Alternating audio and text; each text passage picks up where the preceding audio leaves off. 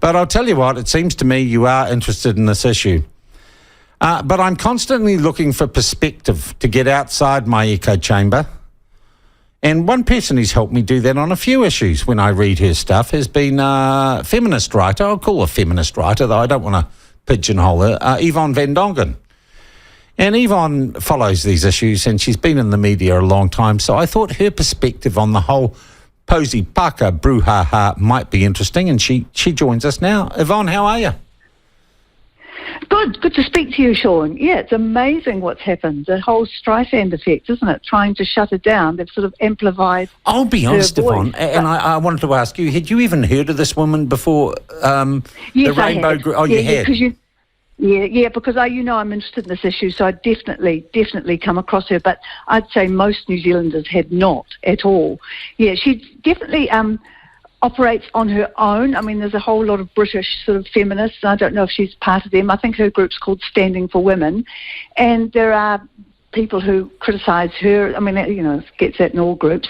But her message is clear and she doesn't take any prisoners and she's really good. She's very intelligent and very clear and she's been fighting this cause for about, how many years? She said 2015, I think, or something like that. She's started coming into it. So, yeah, I am amazed. And I'm also, although she's been given such a great big platform here, I'm concerned that the messages are so biased. I mean, the courts are not allowed to speak up for women. They determined that you couldn't call speak up for women an anti-trans group. And I don't know why it's acceptable to call her an anti-trans campaigner. I don't know why that's acceptable. But all the mainstream media are doing that. Yeah, and I know they'll look at her Wikipedia page, but she has said that she didn't write it. She's been locked out from editing it. Surely they could do some research. They don't want to. They want to paint her in a negative light. I mean, Yvonne, you as a journalist and a long-term journalist, you can't look at the Herald, TVNZ, News Hub, spin-off, we might as well forget them, ODT, Radio New Zealand. They have taken sides in this, haven't they? Or am I wrong? It's a total capture. It's a complete and utter capture. Even the Conversation was doing something today. It's supposed to be all evidence-based, and there was a piece yesterday about why there were legal grounds to prevent her from coming into New Zealand. I mean, it's a complete 100% capture of mainstream media. It's really disturbing because they haven't really listened to what she said. And then they make other claims that the neo-Nazis and the white supremacists are her supporters, like she courts these people. This is not true. They gate-crashed the events just to smear her campaign, and it worked. It worked. People just want an easy they want to find negative things about her. So if there's a shot you can take with the neo-Nazis there, they do it. And as one Jewish woman said to me, if they were so concerned about neo-Nazis coming into New Zealand or being present, why haven't they contacted the New Zealand Jewish Council? Because in Australia they contacted the Australian Jewish Council, who said they supported Kelly J. Keen's right to speak and acknowledged that she had nothing to do with these neo-Nazis. Oh, I hadn't thought about asking Jewish people if they thought she was a neo-Nazi, but they are the people... Or if if they're disturbed about her coming to New Zealand. Let's do that tomorrow. We'll do that tomorrow, Yvonne. We'll get hold of the New Zealand Jewish Council and see what they think. I bet they'll be like the Australian Jewish Council, who said that they realise they're crashed by far-right extremists and they accept that the women's event had no association with these unwelcome intruders. I'm sure they'll say that. Yeah, here's what Chanel Lau, that skinny fella who writes for the Herald, says. He says Posie calling herself a pro-woman feminist is like throwing bread in a pool and saying it's toast. Oh, God. Chanel Lau wrote a glowing piece about Georgina Beyer after she passed. Yeah. And Georgina Beyer, I've spoken to her about this issue. She gets it. She gets what women are talking about safeguarding spaces for women and girls. She's not saying, she never said she was a woman. So I find that really odd. The person he was sort of eulogising and saying was wonderful would not take his view at all. Or her view, I don't know. What do you think's happening in these mainstream news organisations, Yvonne? This is 101 on being impartial. So who's running, who editorially is running these outfits? I don't think it's a conspiracy. I think it's sort of a dumbing. They've all been to the university. They've all swallowed the same sort of opinions. It's tribal thinking. It's tribal thinking. They're just utterly conventional. They're just reef fish, really, behaving like pack animals. I find it really disturbing. I saw today one headline where they call her a gender activist. Thank God. That's the only headline I've seen. Well, that's not bad. That's a little bit better. Where was that? Yeah. I think it might have been RNZ, believe it or not. Oh, good Lord. Good Lord. I know. Hang on while I sit down and catch my breath. I'm a bit surprised. Yeah, I know. But I know. But don't expect it to last. That was probably just one reporter who got it through or something. But, it'll just... really, every other headline, everything else is, she's spouting vile views. They haven't listened to anything she said. They don't know what she said. It's just no research whatsoever. You have listened clearly, Yvonne, and you're way more interested in women's issues than I am. I couldn't give a toss. I'm a bloke. Yeah. Is she a neo-Nazi? Does she court the neo-Nazis? Is there any truth to this? No. But what happens is, in these sort of issues where we just abandon the whole notion of left and right, there's often odd intersections of groups, like Christian conservatives are also opposed to gender ideology, right? But they have a number of other views that feminists wouldn't agree with, but they decide to unite on this one issue. So you do find yourself with odd, people in your bedfellows, as it were. Camp. Yeah, it is. And there are women who say, no, we shouldn't do this, we should just stick to blah, blah, blah. But if you're going to be purist about it, you're not going to amass enough support. So she has spoken, I think she probably did an ill-advised interview on some guy's platform, and I think he's a white supremacist. Oh, yeah, and of course they all go. But we've got this thing now that she pulled some white supremacy sign, and then someone went around and had Jacinda Ardern doing the same sign, and it's just the way people manipulate their hands. It's just crazy stuff. Yeah, I think that's just crazy stuff, and it is just the fact that women do have to talk to all sorts of people. I mean, it's true, you talk to groups that you have not a lot in common with, but if you share the same views, why not speak? Why not have a debate? Why not, But that's the thing when things are so tribal, no, you're not allowed to talk to these people. If you do, you are tainted by association. A lot of this is guilt by association, isn't it? I mean, she's seen with neo-Nazis and white supremacists.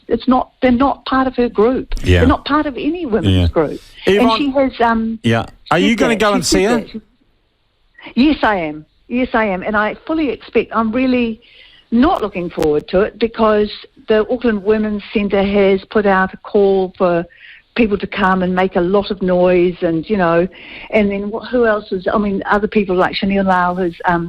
part of LGBTQ is saying the same thing. So I think there will probably be more opposing than for, and they'll be making a hell of a lot of noise, and I don't think it will be pleasant. And it's really just, she's not saying anything radical. If they listened and let women speak, they would hear what women are concerned about.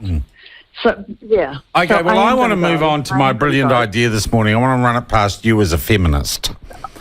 It would seem to me much of the problem in this is that a number of women say that blokes who want to be Sheilas or who think they're Sheilas and still have all the bloke bits, as part of their delusion, they want to use women's toilets, right?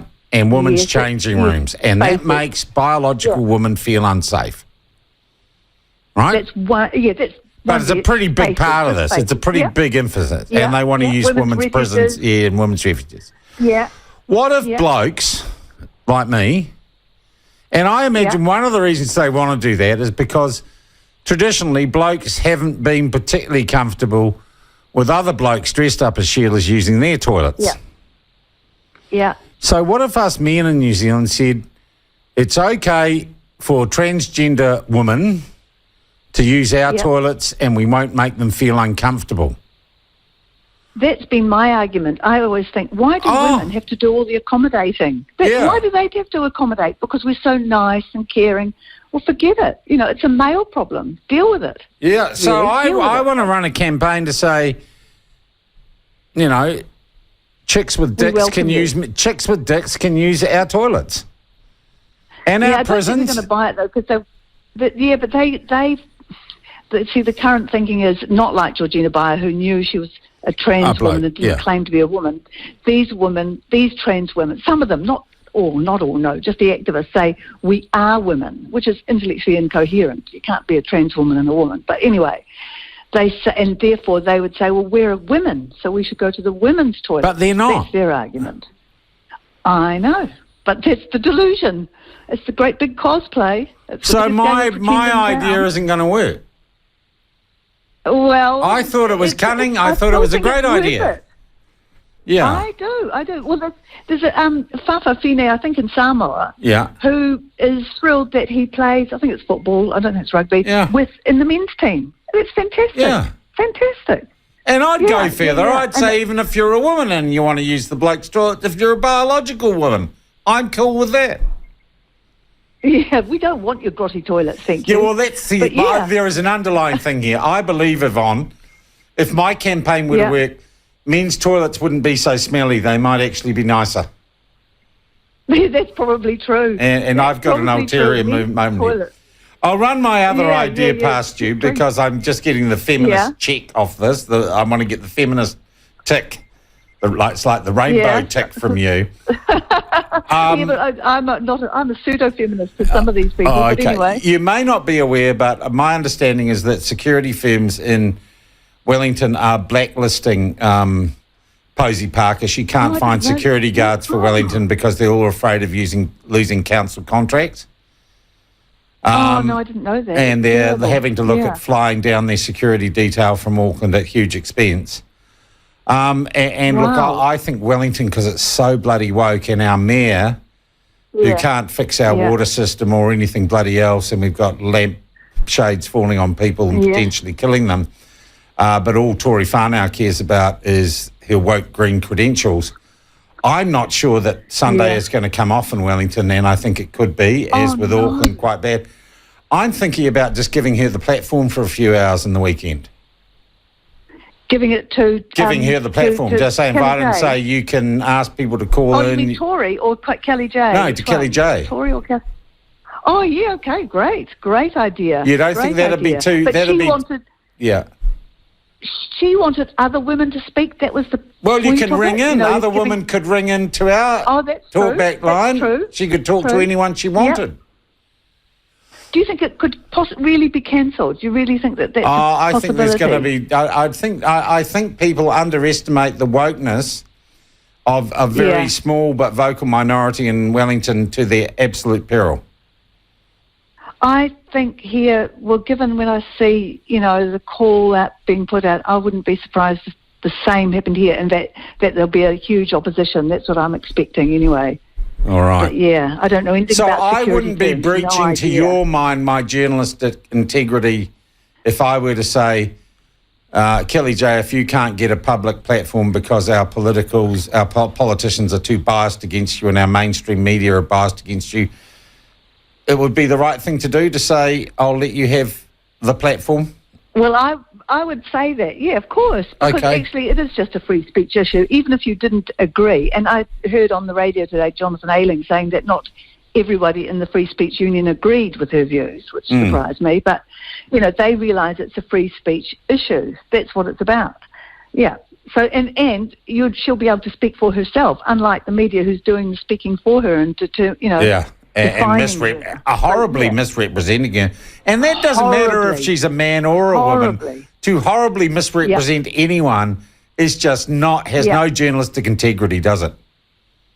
No, it doesn't. And it concerns me that people who are only sort of dimly aware of the issue and sort of probably supportive of her views, when they hear that she has these so-called associations, they'll think, we want nothing to do with it. We want nothing to do with it. So I am worried about that. I think that's really dangerous, and it's effective. That's what they wanted. Yeah. That's what they want. Can you believe also, Yvonne, that a guy called Lloyd Burr, who runs a very low-rating talkback show on MediaWorks, the company that insisted on re-education for two hosts who said, we're never going to say that men can have babies, who have an HR department run by someone who helped introduce the rainbow tick to MediaWorks, Lloyd Burr, Oh. this guy, says he's going to march in the protest against Posie Parker.